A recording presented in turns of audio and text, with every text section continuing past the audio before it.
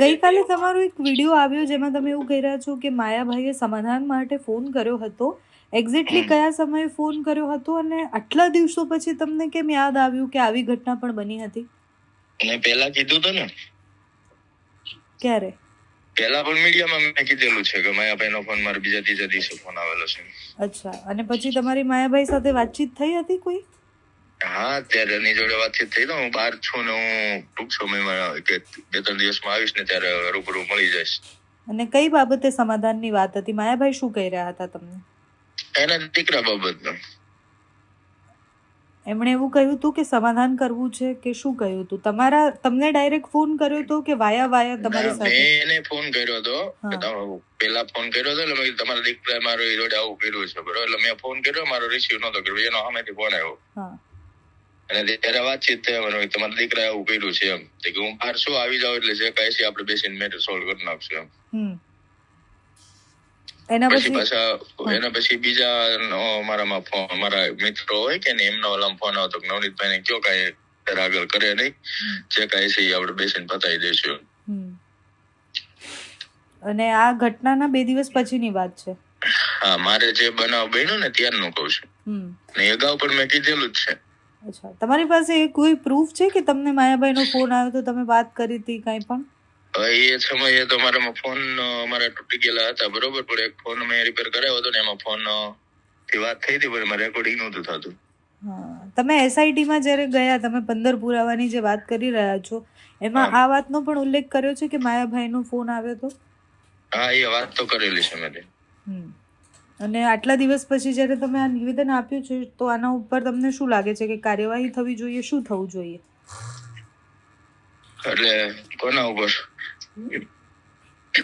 આ કેસમાં સમાધાન માટે ફોન આવ્યો તો હવે શું આગળ? એમ આગળ તો હજી તપાસ ચાલુ છે, જે કોઈ એમાં હશે એ આવતા જશે. કારણ કે તમે જયારે આ પ્રકારના નિવેદન આપો છો તો બધા લોકો એવા આક્ષેપ કરી રહ્યા છે મોટા ભાગે કે હવે જે પ્રકારના નિવેદન આવે છે એ સ્ક્રિપ્ટેડ લાગી રહ્યા છે. હા, આપણી પાસે પ્રૂફ હોય છે મિત્રોના, પણ એના નામ જાહેર ન કરવાના હોય ને. હા, બરોબર. હા, બાકી જેટલું જાહેર થતું એટલું અમે કરતા જ જઈએ છીએ. બાકી તમારી પાસે પુરાવા છે કે માયાભાઈનો ફોન આવ્યો હતો? હા, જોતી હોય તો હું ફોનમાં કદાચ કોલ ડિટેલ હશે તો હું સ્ક્રીનશોટ મોકલી દઈ. જી, ઓકે, ડન છે. બરોબર. અને બાકી એટલો બધો માણસોનો વિશ્વાસ ન આવતો હોય તો કોલ ડિટેલ કઢાવીને મોકલી દેશું. અને 1 તારીખે જે સંમેલન થવાનું છે એમાં હવે કઈ વાત થવાની છે? કારણ કે જયરાજ આહિરની ધરપકડ થઈ ગઈ, SIT અત્યારે પૂરી રીતના તપાસ અને બધું જ આગળ વધી ગયું છે, તો હવે શેનો ન્યાય જોઈએ છે?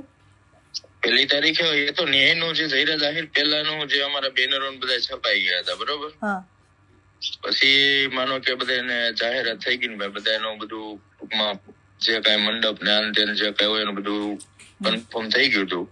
એટલે હવે અમે સન્માન સભા રાખી દીધી છે જે અમારા આગેવાનો અમારા સમાજ દ્વારા જે અમને આમાં અન્યાય માટે લડત લડી છે, એમાં જે આગેવાનો છે એમનું અમે સન્માન કરશું, મીડિયા મિત્રોનું ને જે કોઈ એમને સપોર્ટ કર્યો છે એમનું બધાનું. જ્યારે જયરાજ આહિરની ધરપકડ થઈ ત્યારે મારી હીરા સોલંકી સાથે વાત થઈ હતી અને એમને મેં આ જ વિષય પર વાત કરી હતી કે સંમેલન હવે થશે કે કેમ. તેમણે સ્પષ્ટ એવું કહ્યું હતું કે હવે કોઈ સંમેલનની જરૂર નથી. તો એ આવવાના છે આ કાર્યક્રમમાં કે કેમ? નહીં, એમને 1 તારીખે મીટિંગ છે ગાંધીનગર મારા કોળી અખિલ ભારતીય કોળી સભાની, તો એ તો ત્યાં જવાના છે. આમાં કોઈ ફરજિયાત નથી કોઈને આવવું એવું. જે ત્યાંના સિટીના ભાવનગર જિલ્લાના જે કોઈ આગેવાનો હોય એ લોકોને આમને આવવાનું છે. Okay, thank you so much Navnitbhai વાત કરવા બદલ.